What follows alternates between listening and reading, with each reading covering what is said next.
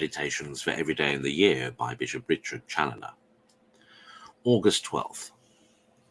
On a Happy Eternity.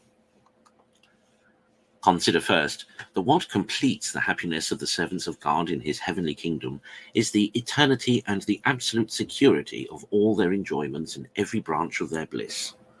Their joys are even linked with God's eternity, and by the unalterable decrees of his divine love, they can no more cease to be happy than he can cease to be God.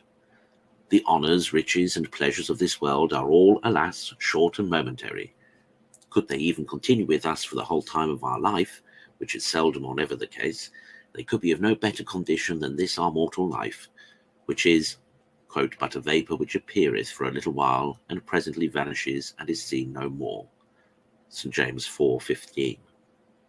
And though we would give the whole world to secure to ourselves but one day the enjoyment of them, we should not be able to purchase any such security.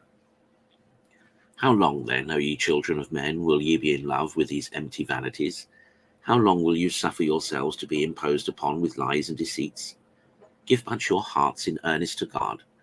Give yourselves up to divine love, and instead of these vain worldly toys, which at the best you can only enjoy for an uncertain moment, you shall secure to yourselves all good from your God for endless ages.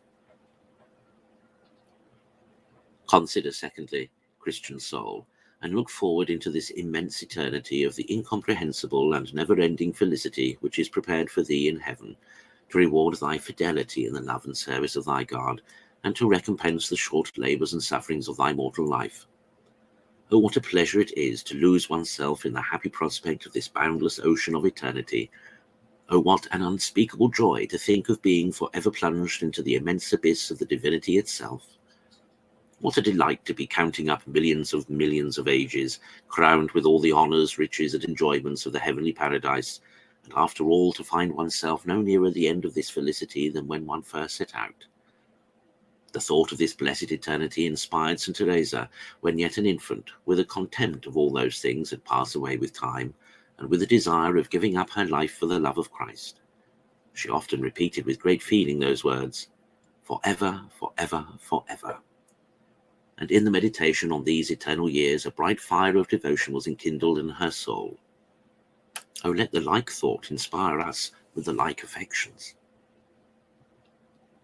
Consider, thirdly, that in this eternal bliss there is not only an absolute security of their joys never having an end, but also an assurance that they shall never suffer the least decay or diminution, or anyways become tedious or less agreeable by the infinite length of the possession of them.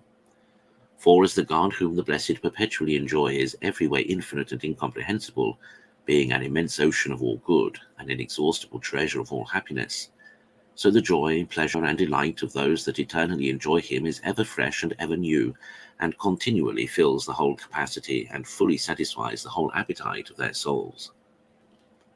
Oh, how blessed then must they be that dwell in thy house, O Lord, for ever and ever they shall praise thee, says the psalmist. Oh, how lovely are thy tabernacles, O Lord of hosts! My soul longeth and fainteth for the courts of the Lord. Yea, my soul thirsteth after this fountain of eternal life which is with her God, and which perpetually inebriates all his heavenly guests, flowing without ceasing into their happy breasts. Conclude to despise henceforward all that is earthly and transitory, and from this hour to set out to begin thy journey towards this glorious heavenly and eternal kingdom.